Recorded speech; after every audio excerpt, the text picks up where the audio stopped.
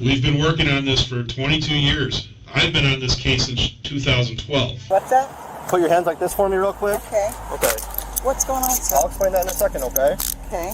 This is 70-year-old Roxanne Collins. For 22 years, she lived as a grieving widow, quietly growing old while the brutal execution of her husband faded into the past.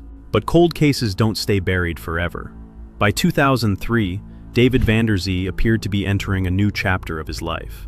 Just 2 months before his death, he had married Roxanne Collins and was looking forward to the future they would build together. On the evening of September 22, 2003, that new beginning came to a violent end.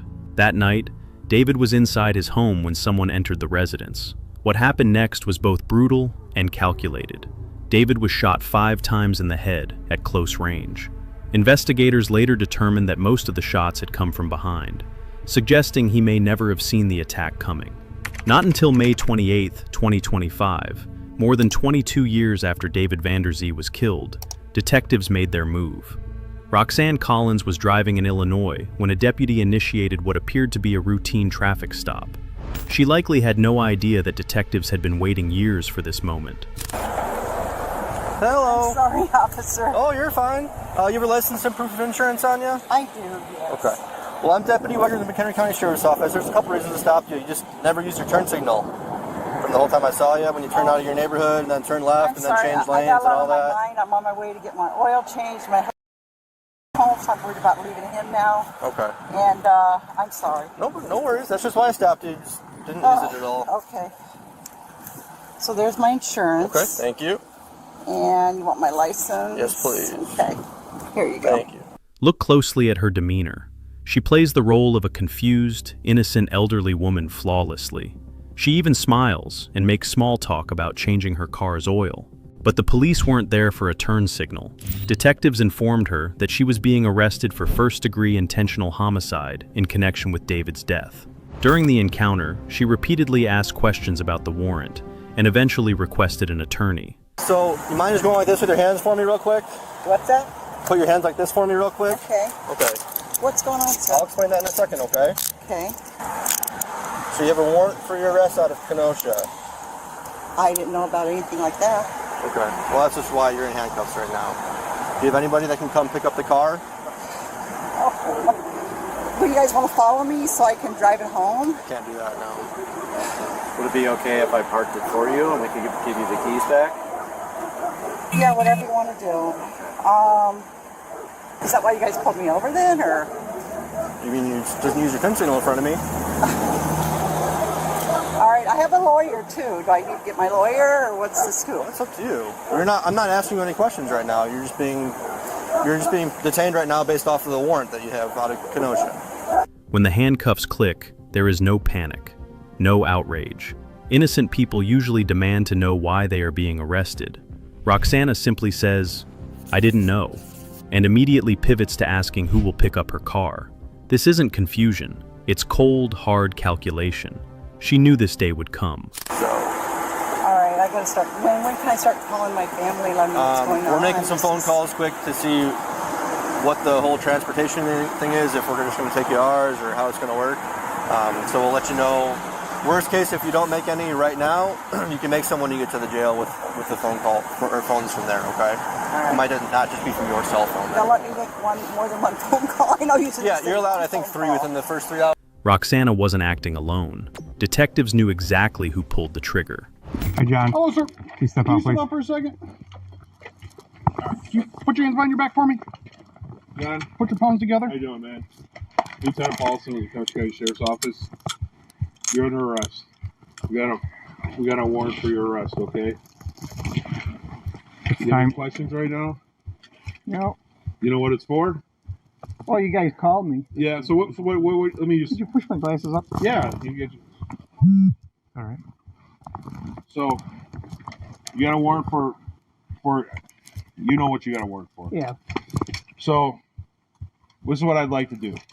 Okay? Just hear me out, okay? If you're going to cooperate, or, we can handcuff you in front once we get over there, okay? I'm not even doing it. I understand. I'm too old for this shit. I understand. You know. Hear me out. On that same day, police arrested 70-year-old John Viscasil. one of David's close friends and neighbors. The contrast between his arrest and Roxana's is striking. John doesn't play dumb. He is calm, compliant, and visibly resigned. When asked to cooperate, he simply says, "I'm too old for this shit."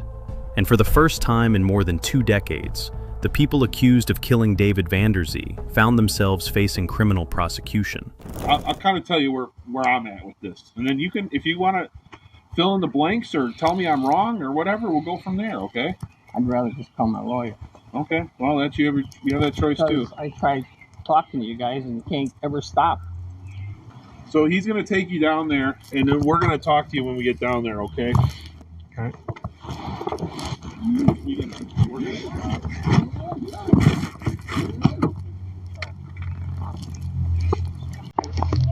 What do you want me to do? No, nothing. He's gonna help me. To understand why detectives believed they had finally identified David's killers, we need to go back to the night when the case began, back to September of 2003, when investigators first arrived at a murder scene that would remain unsolved for more than 22 years. September 22nd, 2003, town of Randall, Wisconsin. 50-year-old Navy veteran David Vanderzee was winding down in his own home. He had been married to Roxana for just 2 months. That night, David was shot 5 times in the back of the head at close range. He was home alone. At some point, the killer entered the house without triggering an alarm or raising suspicion. There was no struggle because David likely knew the person who had come inside. As investigators began piecing together David's final hours, they naturally focused on the people closest to him. One of those people was his wife, Roxanne Collins. The couple had only been married for about 2 months when the murder occurred. Understandably, detectives wanted to know if she had any idea who could have wanted David dead. Roxanne told investigators that she didn't know. She suggested that perhaps an unknown intruder had entered the home and killed her husband. Meanwhile, detectives also spoke with John Viscasil. John claimed he wasn't anywhere near the crime scene. According to him, he had spent the evening fishing alone. For over 2 decades, those lies were just strong enough to keep them out of prison. But one thing was already clear. This was no ordinary homicide. Someone had wanted David Vanderzee dead, and they had gone to great lengths to make sure he never walked out of that house alive. Back in the present, detectives put Roxana in the interrogation room. This is where the psychological warfare begins. What do you think the warrant's for? Probably to ask me questions about. Well, it's okay. Well, I'm not going to ask you. I know you said you want your lawyer, but if you want me to explain what's going on, I can do that. But do you understand what I'm saying? I do. Okay. So if you want me to explain what's going on, you got to at least acknowledge that you're okay with me explaining that to you. Okay. Just so you know that. Okay, you can explain it. Okay. This is what we got. You have a warrant for your arrest. It's for first-degree intentional homicide. Party to a crime for the murder of David. Okay. Watch her body language. The detective drops the ultimate bomb. She is charged with murdering her husband. Most people would break down. Roxana barely blinks. So, we've been working on this for 22 years. I've been on this case since 2012. And then, remember, I'm sure you remember we just talked to you, 4 or 5 weeks ago? So, we've done a lot of work on this case. It's been a marathon. But this is not just a warrant just to question you. A judge has signed it saying there's enough probable cause to state that you are involved in an first-degree intentional homicide. Your husband. So. It's time. It's time. I'm going to be honest with you. I'm not I want you to understand. I'm not asking you questions. I'm just going to tell you. It's time. This has gone on for 22 years. The evidence is clear that you were involved in this, or at a very, very minimum, you know what happened, okay? There's no other theory to this case. There's no other theory to what happened to David. We have gone over this case over and over. We examined all the evidence. We've examined all your statements. I want to talk to my lawyer. Okay, I'm just saying, okay, but I want you to hear me, though, before we're done talking. Okay, I want you to really think about this, because Apparently you didn't listen to me when I talked to you for... After 22 years, guilt and innocence can both sound calm. Notice how she immediately throws up a stone wall. I want to talk to my lawyer. That's the rational response. But what stood out was how she never sounded surprised by the accusation itself. She seemed more concerned with the process than the reason she was being arrested. I can try to sympathize with you in your situation, with your husband right now especially. You're 70 years old. It's awful right now. No, I can understand that, okay? So hear me out. I want you I'm going to leave you with this, because this is exactly how I left you about 4 or 5 Saturdays ago. I understand that your husband has that's a nasty disease. That's a nasty, and I can only imagine how hard it is to try to take care. The detective tries multiple tactics to break her. He tries empathy, bringing up her current husband's illness. He tries to present a mountain of evidence, but she gives them absolutely nothing. And the most chilling moment? When Roxana tries to play the victim. Okay. Well, first I'm going to talk to my lawyer, see what he advises. Okay. Well, I mean, innocent people go to jail all the time, and I'm sorry, I'm scared. So I'm like, I've got a lot in my life I've got to worry about right now. I understand. So that's all I'm saying. I just want to talk to my lawyer. She is weaponizing her age and supposed frailty, but the detective shuts it down immediately, making it clear that a judge signed off on a probable cause warrant for murder. This wasn't a guess, they had the facts. Detectives even tried to play the classic prisoner's dilemma in the interrogation room with Roxana. First person who talks. What? First the gold ring or what? What's that? Well, no, the first person who talks is going to get significant consideration. I'm serious. We're not talking, like I said, we're not talking about it. You know, you're not 30 years old, and this is 22 years ago. You're 70 years old. I mean, you're not. We talked about this the day, you know, when we talked to you at your house. I know. I'm really trying to. I'm trying to understand your situation and trying to work with you, and but I can't. My hands are kind of tied because you're not giving us much. There's nothing to give you. I don't know how much more I can tell you. Well, I don't believe that, and you know that's not true. They wanted to see who would flip first, but both of these 70-year-old suspects held their ground, refusing to confess to a crime they buried 2 decades ago. So, if neither of them confessed, and there was no magic DNA evidence, how did a 22-year-old perfect crime fall apart? It was a series of fatal, human mistakes. For more than 2 decades, according to prosecutors, David's murder wasn't the work of a random intruder. It wasn't a robbery, and it wasn't a crime committed by a stranger. Instead, prosecutors would eventually allege that the murder began with a secret relationship. Behind David's back, Roxanne Collins and John Viscasil were allegedly involved in an affair. Phone records revealed a flurry of secret calls between Roxana and John on the day of the execution. At the same time, investigators broke the alibi.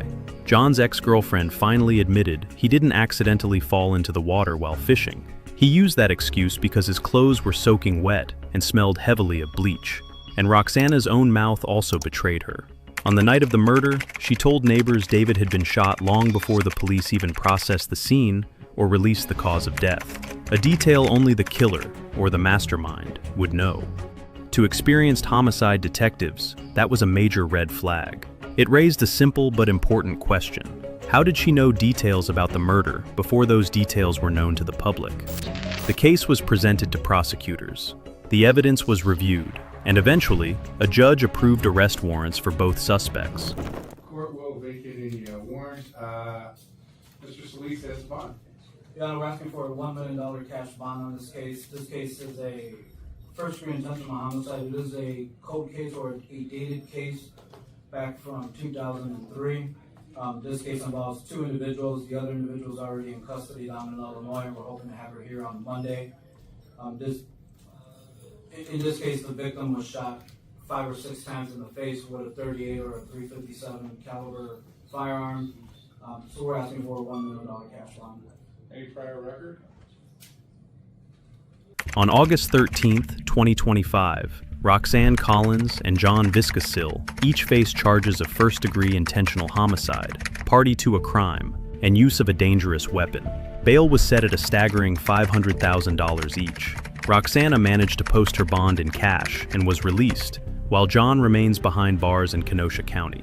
A court has already determined that there is sufficient probable cause for the case to proceed toward trial. However, as of 2026, neither defendant has been convicted, and both continue to deny involvement in the murder. If prosecutors ultimately prove their case, both defendants could face mandatory life sentences under Wisconsin law. But regardless of how the jury eventually rules, the case stands as a reminder that some investigations never truly end. Roxanne Collins might not have pulled the trigger, but she orchestrated the death of the man she had just married. For 22 years, she thought she got away with it. But justice, no matter how cold the case gets, never forgets.